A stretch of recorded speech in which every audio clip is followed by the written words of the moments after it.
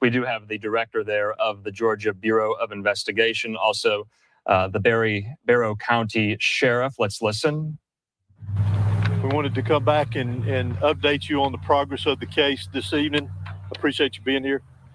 In coordination with the District Attorney Brad Smith, the GBI has arrested Colin Gray, age 54, in connection to the shooting here at Appalachia High School.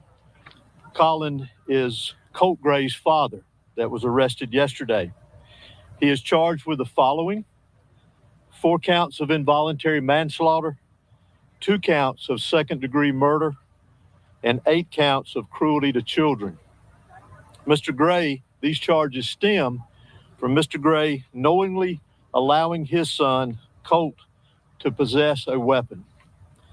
This is a very difficult time, as we know, for students and parents, and so many I know of students and parents here in this county and around this state are afraid. You all have likely seen reports of incidents of other students making threats today at various schools around our state.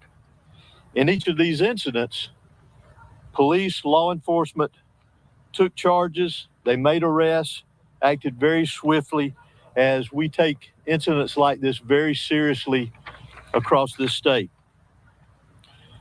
This is a time for all of us as a community and a state to come together and remain vigilant. Students must be supported and encouraged here in this community and across the state to contact a member of their school faculty with any and all concerns of suspicious activity that they may see. Local, state, and federal law enforcement will continue to work together around the clock in relation to this incident here and any other incidents that come up around this state that raise concern to the safety of our students, faculty, and citizens here in the state of Georgia. Additionally, Colt Gray, that was arrested yesterday for this incident, has now been charged with 4 counts of felony murder. And again, we will continue to work tirelessly to complete this investigation as we move forward.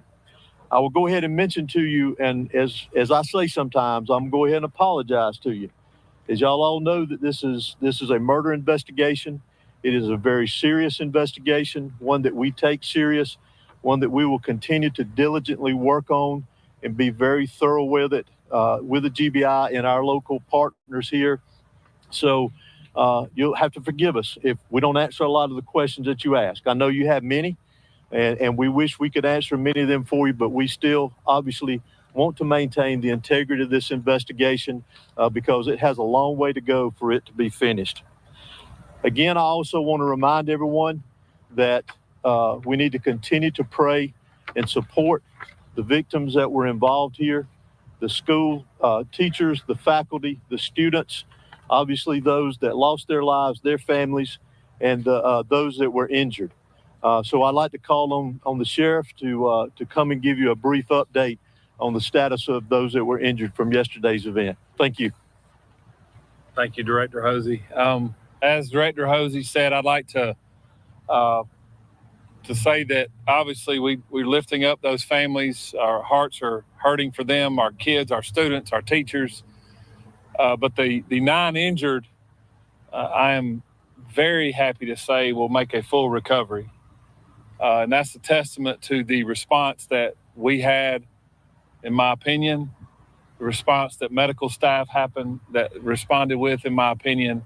And we're very happy to say that they will make a full recovery after that response.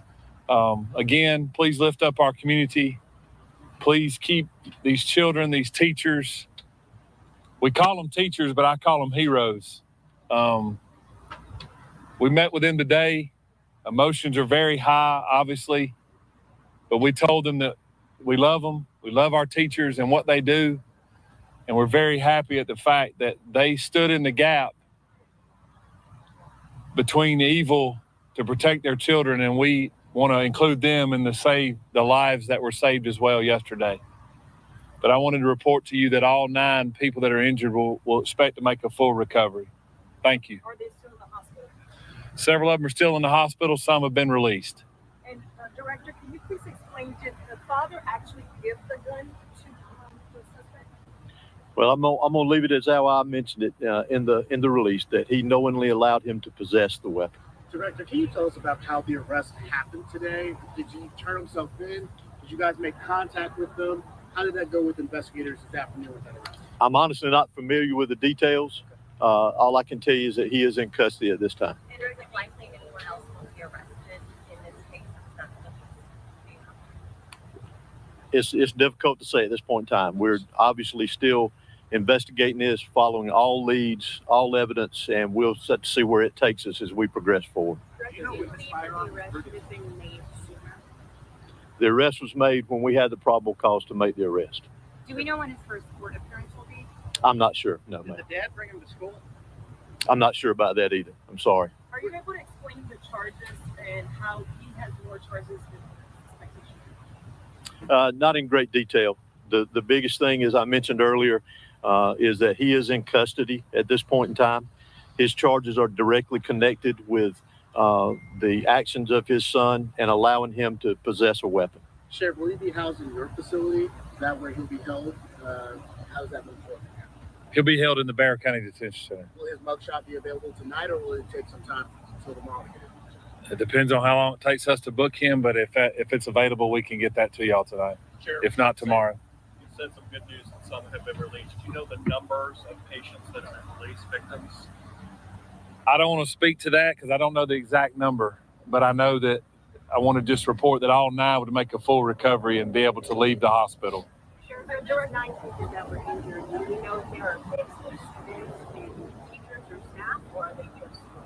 I believe 2 were adult teachers, and the rest, which would be 7, would be students. Director, can you tell us whether there's precedent for charges like this? I'm sorry. Can you explain whether there's precedent in the state of Georgia as far as the GBI is concerned for the father or parent to be charged with the crime? I don't have any details on any history of it, but I would venture to say it's not something new. Can you tell us about the evidence that led to these charges? No, ma'am. That's part of the ongoing investigation. I apologize. Sheriff, after all this time with him being able to talk with investigators, you were pretty strong yesterday. We were saying this was an evil act. It's very sad, obviously, but looking back at what the 14-year-old's been able to say to investigators over the last 24 hours, can you reflect on just what this community is facing after what he allegedly did at this school? What we're facing, heartbreak. We're heartbroken. A young person brought a gun into a school, committed an evil act, and he took lives, and he injured many other people, not only physically, but mentally.